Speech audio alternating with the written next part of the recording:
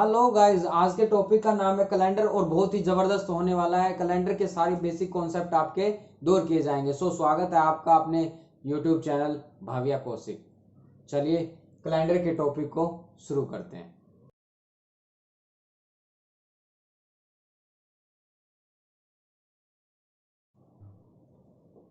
प्यारे बच्चों, आज के टॉपिक का नाम है कैलेंडर। सबसे पहले आप कैलेंडर में पढ़ते हैं ईयर, उसके बाद हम पढ़ते हैं मंथ्स, उसके बाद हम पढ़ते हैं कुछ वीक्स, सप्ताह, और उसके बाद होता है प्यारे बच्चों डेज, दिन। एक साल, आप सभी को पता है एक साल में 12 महीने होते हैं। कितने? 12। और अगर बात किया जाए एक साल, तो एक साल में 365 दिन होते हैं और 366 भी होते हैं। एक जर्नल ईयर में 365 दिन होते हैं और एक लीप ईयर में 366 दिन होते हैं। ठीक है ना। अब लीप ईयर क्या होता है? लीप ईयर जो होता है वो हर 4 साल में एक बार आता है। अब हर 4 साल में 365 दिन होते हैं, लेकिन एग्जैक्ट 365 नहीं होते। जब पृथ्वी अपना एक चक्कर लगाती है तो 365 दिन और 6 घंटे में पूरा करती है। 365 दिन और 6 घंटे में पूरा करती है। सेकंड, दूसरे साल भी यही होता है, तीसरे साल भी ऐसा ही होता है, और चौथे साल जब ये 6 ऐड होता है तो 6 6 दूनी 12, 6 3 18, 6 चौक 24, ये 24 घंटे हो जाते हैं और 24 घंटे मिलकर एक दिन बनाते हैं, तो वो होता है लीप ईयर। और उसमें फरवरी में जो है 29 डेज होते हैं। इसलिए लीप ईयर जो है हर 4 साल में एक बार आता है और उसमें फरवरी में 29 डेज होते हैं और लीप ईयर में टोटल 366 डेज होते हैं।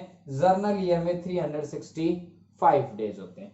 अब हम वीक्स की बात करें तो जो जर्नल ईयर है उसमें 52 वीक्स होते हैं। जर्नल ईयर जो होता है उसमें 52 सप्ते होते हैं। लेकिन जब 52 सप्ते होते हैं तो हम इसको 7 से डिवाइड करते हैं। सप्ते में कन्वर्ट करने के लिए 7 से डिवाइड करेंगे। 7 से डिवाइड करेंगे, 7 5 जा 35, 1 बचेगा, 15 हो गया, 7 2 जा 14 और 1 बचेगा, तो एक ओड डे आएगा हमारे पास। अब ओड डे क्या होता है?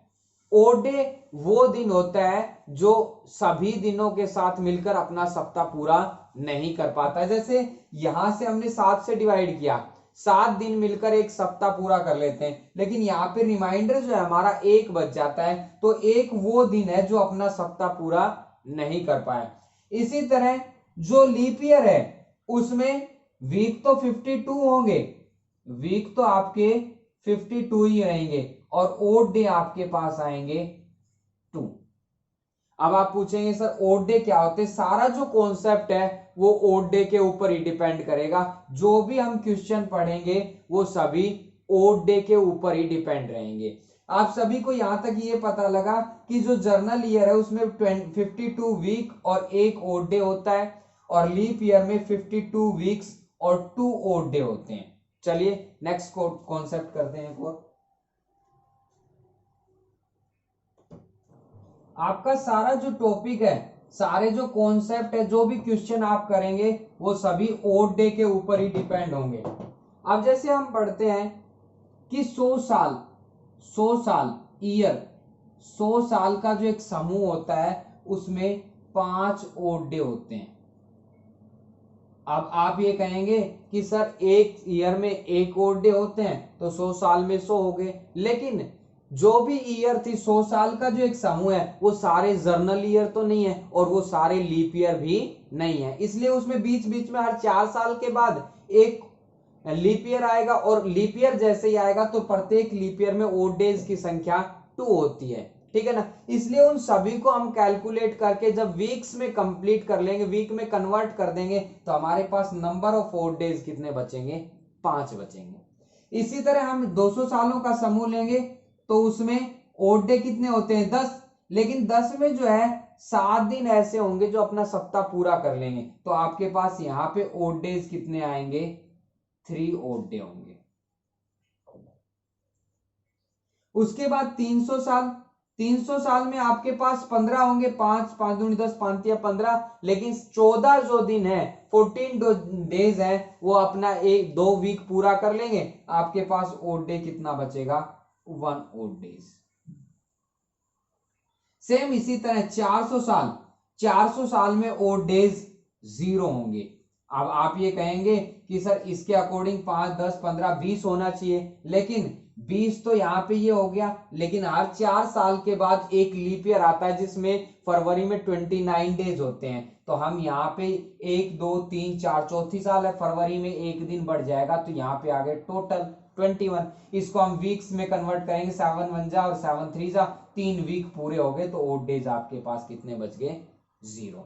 इसी तरह 400 के बाद जब आप देखेंगे 800 1200 1600 और 2000, ये इन सभी में जो ओड डेज की संख्या होगी वो कितनी होगी, 0 होगी। 400 में जैसे 800, फिर 1200 1600 2000 2004 2008 12 16 20 और 24 आगे जो आएगी, उन सभी में ओड डेज की संख्या कितनी होगी, 0 होगी। नंबर ऑफ ओड डेज कितने होंगे, 0 होंगे।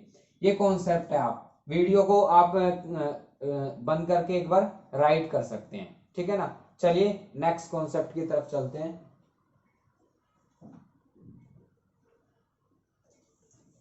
ये थे हम ओड डे कैसे फाइंड आउट करते हैं, ठीक है ना। मैंने आपको बताया जो 100 साल होते हैं उसमें 5 ओड डेज होते हैं, ठीक है ना। 200 साल में उसके बाद 10 होते हैं, लेकिन एक सप्ताह पूरा हो जाता है तो हमारे पास 3 आते हैं। 300 साल में 1 हो जाता है और 400 साल में 0। इसी तरह जो 400 800 1200 1600 जो है उनमें ओड डेज की संख्या क्या होती है, 0 होती है। अब जो ईयर है वो लीप ईयर है या फिर जर्नल ईयर है, इसको हम कैसे चेक करते हैं। जो ईयर लीप ईयर है इसको चेक करने के लिए हम ईयर को चेक करने के लिए 4 से डिवाइड करते हैं। लाइक हमारे पास 2016 है, एक लीप ईयर है, क्यों है, क्योंकि ये 4 से पूरा पूरा डिवाइड हो जाता है। और जो सेंचुरी है, सेंचुरी को चेक करने के लिए हम 400 से डिवाइड करते हैं। जैसे कि हम ईयर को वो लीप ईयर है या नहीं है चेक करने के लिए 4 से डिवाइड करते हैं, और जो सेंचुरी है लाइक आपके पास 1600 हो गया, ये सेंचुरी जो है इसको चेक करने के लिए हम 400 से डिवाइड करते हैं, ठीक है ना।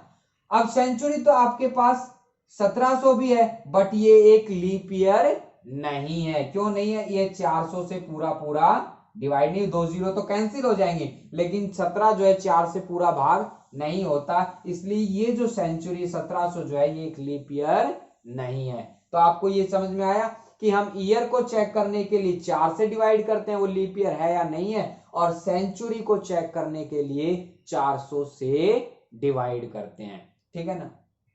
नेक्स्ट पॉइंट पे हम चलते हैं।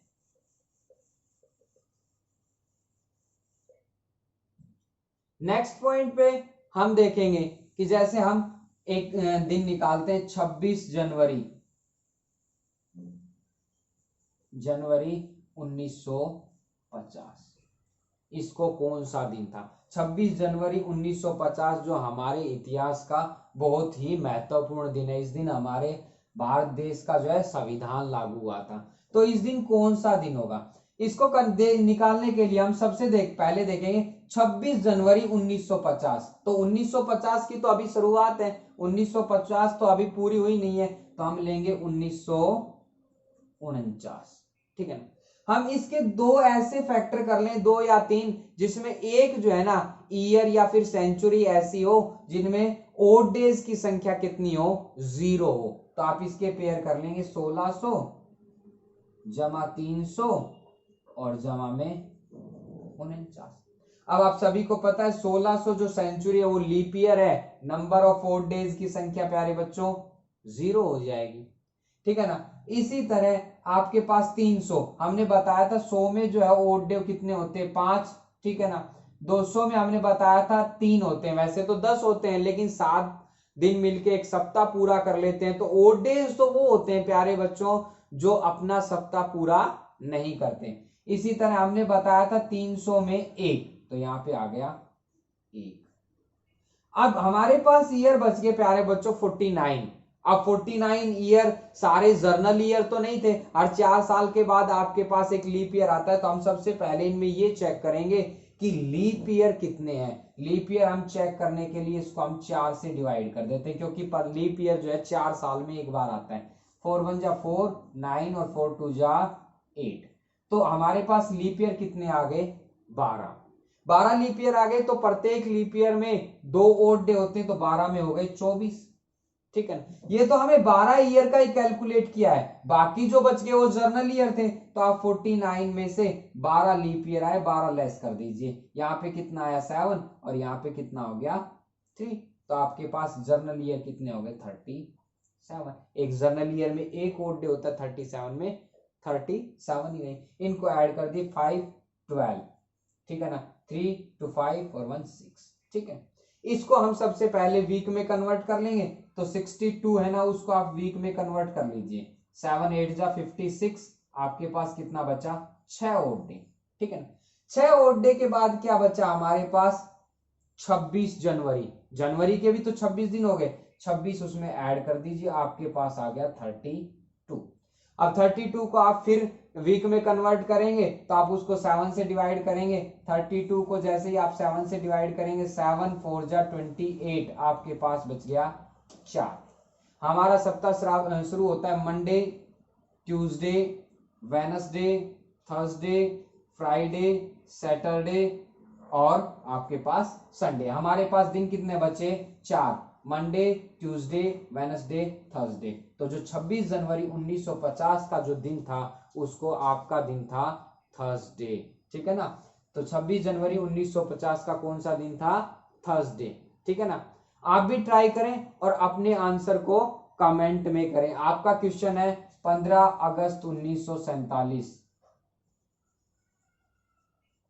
1947, 15 अगस्त 1947।